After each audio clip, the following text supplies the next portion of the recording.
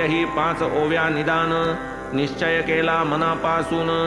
त्याही न नेमे मज हातून उल्हासे वाचून जाहल्या म्हणून मग केला नेम साईच जेव्हा देतील प्रेम म्हणतील वाच तेव्हाच उपक्रम करीन संभ्रम विरहित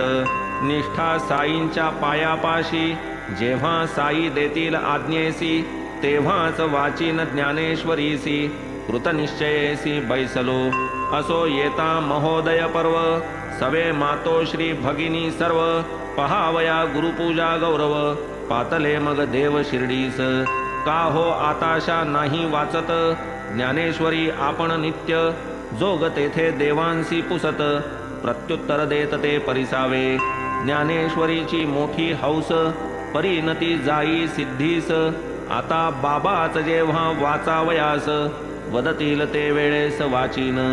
तव जोग कथिती युक्ती ज्ञानेश्वरीची आणूनी पोथी द्यावी साई बाबांची हाती वाचावी ते देती तव तुम्ही न लगे मज काही युक्ती बाबा माझे अंतर जाणती ते कान माझी अढी पुरविती वाच स्पष्टोक्ती वदतील